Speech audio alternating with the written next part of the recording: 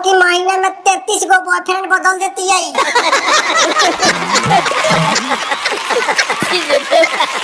देखो तनी के कौन पट्टी पसेरू लगाइले बिया। एकरा जिंदा रहते हम विधवा के जिंदगी जिए तनी। कोई माने के तैयार नहीं है कि हमर मेहरारू ही। पैसा तो हालत बनना। अब एकरा जोड़े रहला से हमारा कौन फायदा? क्या बकवास कर रहे हैं? 1 महीने में 33 बॉयफ्रेंड? हम तो कितनी कोशिश करते हैं, 20 से ज्यादा नहीं हो पाता है। तू यही कैटेगरी के बारू? वाह, लागल रहा।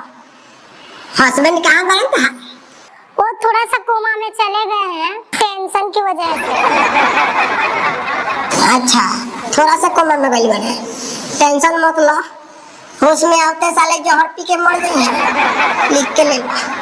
क्या बकवास कर रहे हो? बकवास ना, हकीकत कहतनी कि जब तोहनी जैसन मेहरारू मिल जाई तब मर्द आखिर का करी लोग? कि जब तोहनी जैसन मेहरारू मिल जाई तो मर्द आखिर का करी लोग? बिहार में तो साला दारू बंदे हो गइल बा, अब जहरे पी पी मरी लोग। अब हमरा बुझाता मरही के पड़ी, कोनो उपाय नहीं। हाँ बे, मरे से पहले हाय सुन ला। एगो लइका पसंद बाटे मन में, आ हमर आधा हिस्सा बाटे तहरा धन में। का? हाँ, जहिया रउआ लव मैरिज कइनी नु, ओही दिन रउआ संपत्ति में हो गइल आधा आधा। अरे दादा, अब हमरा बुझाइल कि हम बन चुकल बनी कितना बार का गाधा। काजी दरोगा जी, ई कैसन नहीं आई बा? ई कैसन प्रेम कहानी बा कि चारों ओरी से एकरे चानी बा? अरे छोड़ो ये सब, पति पत्नी के बीच में ये सब होता रहता है, मिलजुल के रहो। ना हो दादा, अब हम एकरा जोड़े ना रहे।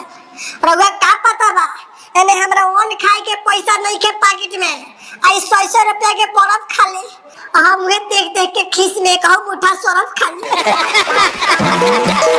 बचा ली हमरा कि ना तो यही कोई गाज फेंक के मर जाए।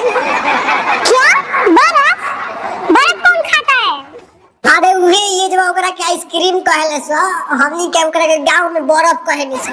साला हम अपना जिंदगी में कहियो 2 रुपए से ज्यादा के बर्फ नहीं खइले। आई आइसक्रीम का नाम पर 200 रुपए के लमका लमका गोलका बर्फ खा जाती है। अब हम एकरा जोड़े एक दिन ना रहे, एक दिन ना। हम लोग कोनो उपाय लगाई। का कहला? एक दिन ना रहबा हमरा जोरे? अभी तू कुछ कहला, लेकिन रहे के पड़ी 2-3 महीना हमरा जोरे। क्या 2-3 महीना? 2-3 महीने में ऐसा क्या होगा? अरे हम खाली इनके पढ़ाई निका एगो आरी पटाइले बनी मालदार पार्टी, विदेश रहेला सऊदी। आ जाए 2-3 महीना में नु, तो हमरा के ई का छोड़ी है, इनका के हम लात मार के चल जाए। देखो नी, खुलल नु बात। ठीक है, गांव के पुरपुरनिया कहेला कि भगौआ परौआ विश्वास ना करे। हम तो सारा गलती से फंस चुकल बानी। ई सुधरी, ई कहियो ना सुधरी। ना होई त हमरा के ले चली जेल में, कोनो केस लाद दे, लेकिन हमरा के एकरा से पीछा छोड़ा दे।